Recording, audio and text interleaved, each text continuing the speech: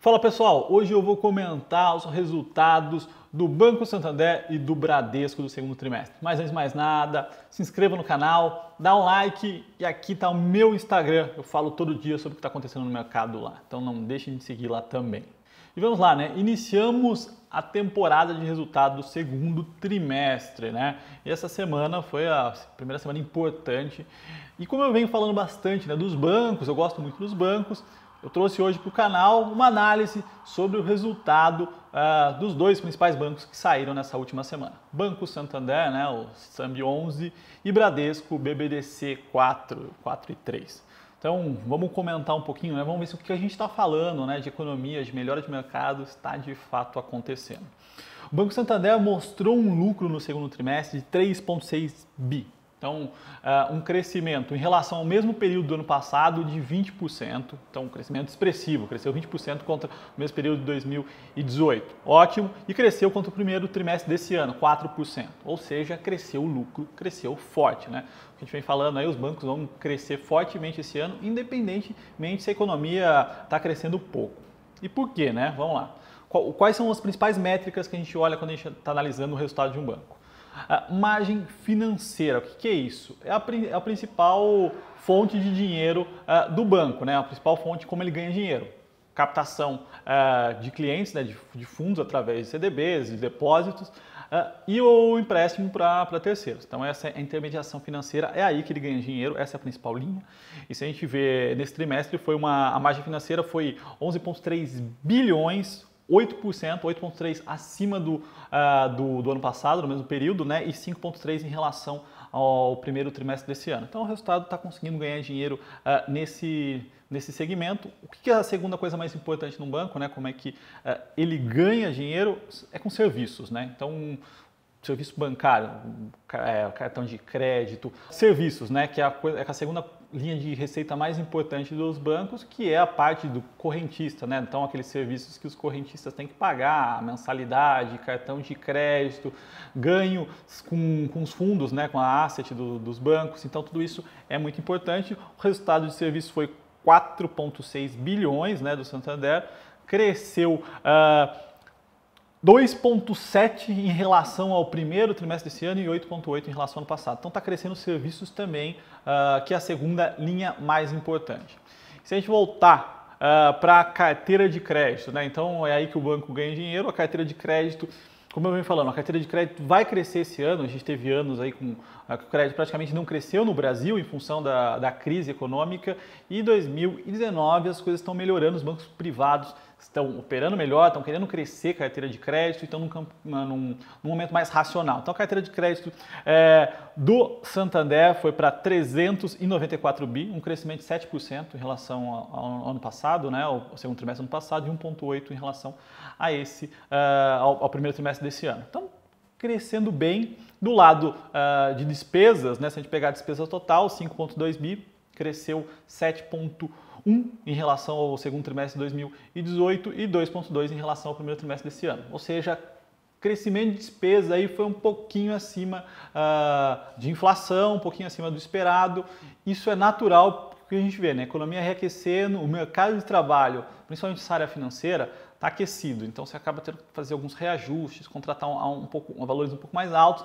Isso já está impactando as despesas, mas não está impactando no final das contas o resultado como um todo. A inadimplência, que é outro fator importante, né, que a gente olha, a inadimplência acima de 90 dias, ou seja, quem deixou de pagar nos últimos... Está atrasado mais que 90 dias, né? Essa pessoa é uma inadimplente dividido pela carteira de crédito do banco. Então, se a gente pegar essa relação do Banco Santander do segundo trimestre, foi de 3%. Então, teve uma queda aí de 10 bases, né? Ela estava em 3,1% no primeiro trimestre desse ano. Em relação ao passado, ela estava um pouquinho mais baixa, em 2,8%, foi para 3%. Um leve aumento, mas a inadimplência no ano passado do Santander, nesse período, foi bem baixa mesmo, isso não é nada muito negativo, está dentro do normal. E o retorno sobre o capital do banco, né, que a gente olha o retorno com a média, né, do capital do patrimônio líquido anualizado, para não ter nenhuma distorção, a gente vê um retorno de 21,3%, então, ou seja, um ROI altíssimo, né? Cresceu 2 pontos percentuais em relação ao mesmo período do ano passado, que era 18,3%, e um crescimento de 0,2% em relação ao primeiro TRI. Então está crescendo, retorno acima de 21%, é fantástico. Tudo aquilo que a gente vem falando dentro do cenário macro, melhora do desemprego, aumento da carteira de crédito, alavancagem operacional que os bancos têm, está se refletindo, né? A economia cresceu praticamente nada nesse começo de ano e o lucro dos bancos, aqui o lucro do caso do Santander subiu 20%, retorno sobre capital de 21%, então está acontecendo aquilo que a gente vem falando, tá? E o segundo resultado que saiu essa semana, num banco que eu gosto bastante, é do Bradesco, né? O lucro do segundo trimestre foi 6,5 bilhões, ou seja, um crescimento de 25% em relação ao segundo tri do ano passado. Crescimento forte e em relação ao primeiro tri, um crescimento de 3,6%. Então, crescendo o lucro fortemente em tanto esse ano quanto em relação ao ano passado.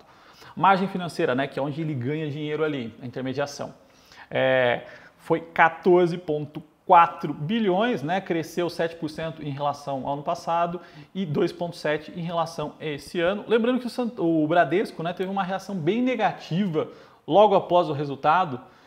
E se a gente olhar, a gente vai falar sobre o resultado inteiro aqui, não tem nada que mostre, que comprove por que teve essa reação, né? Não teve não foi em consequência do resultado, o resultado foi extremamente expressivo positivo, né? O banco está crescendo 25% em relação ao ano passado, não tem nada que justifique. Teve um pontinho, outro negativo, o mercado aproveitou para realizar, né? A gente está num mês sem grandes notícias políticas, então o mercado teve uma realização, mas nada racional, tá, pessoal? Então quem é acionista do papel, quem gosta, para entender um pouquinho melhor.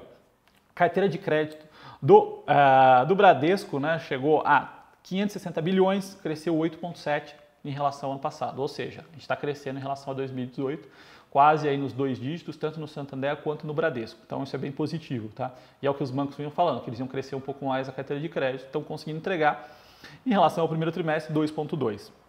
O lado de serviços, que foi onde pegou um pouquinho o Bradesco, né? 8,2 bi de receita, 2,6 de crescimento em relação ao ano passado e 1,3 em relação ao primeiro trimestre desse ano. Então cresceu um pouco menos serviços, que foi onde o mercado teve uma leitura um pouquinho negativa, mas no final das contas, no consolidado, a gente conseguiu ter um crescimento de 25% do lucro. E despesas, né? Assim como o Santander, despesas do Bradesco, né? A gente viu quase 10,6 bilhões, cresceu 6,8% em relação ao ano passado. Então, as despesas dos bancos estão crescendo um pouco acima aí da inflação, né? quase o dobro, e 4% em relação ao primeiro trimestre. Ou seja, a gente está tendo alguma pressão, sim, em relação à mão de obra, e eu vejo isso no mercado financeiro, né? O mercado financeiro é pequeno, a gente conhece praticamente o círculo todo, a gente vê que começa a faltar profissionais nessa área, e aí é natural que os salários comecem a aumentar. Então isso é a melhora do mercado, especificamente do mercado financeiro, né? Mas isso aqui não é nada grave. Inadimplência do Bradesco reduziu bastante, né? Se a gente pegar aquela mesma relação, os inadimplências acima de 90 dias versus a carteira de crédito, a gente viu uma inadimplência indo para 3,2%. Então, no primeiro trimestre do ano passado, no segundo trimestre do ano passado, essa inadimplência era de 3,9% e no primeiro trimestre desse ano era 3,3%. Então, teve redução em relação aos dois. E o que a gente viu, né? O retorno sobre o capital ajustado, né? O ROI ajustado do Bradesco foi 20,6%, baita de um retorno, né? A gente está falando dos bancos aí tendo um retorno sobre o capital acima de 20%, cresceu de 18,4% do segundo trimestre do ano passado para 20,6%, então um aumento aí de 2,2 pontos percentuais. E em relação ao primeiro trimestre, cresceu 0,1 ponto percentual, tá? Saiu de 20,5% para 20,6%. Então, o que a gente viu na média aí nesses dois bancos? Estão crescendo carteira de crédito, próximo quase aí a 10%, lucro dos dois crescendo acima de 20%, que é positivo, aproveitando toda a alavancagem operacional. Inadimplência aí a gente vê muito próximo dos 3%, estabilizando nesse patamar. Receita subindo com intermediação financeira, né, porque os spreads estão sendo mantidos. E um baita no resultado, né? Retorno sobre capital acima de 20% e crescendo lucro acima de 20%. é nesses players que eu quero estar posicionado em 2019, 2020, porque se a gente analisar por múltiplos, esses caras estão baratos ainda. A gente está falando de bancos aí, e na média os bancos estão aí todos, né, abaixo de 10 vezes para 2019. Então tem um belo desconto, o mercado reagiu negativamente, na minha visão, irracional, e um movimento extremamente de realização que não faz sentido nesse momento, mas, né, contra fluxos não há argumento. Mas essa é a ideia geral, né, do resultado dos dois bancos aí. A gente vai analisar os próximos. A gente tem Itaú e Banco do Brasil para sair nas próximas semanas, a gente vai estar analisando. Pessoal, se você não deu um like, dá um like, compartilha esse vídeo e até o próximo vídeo. Um abraço.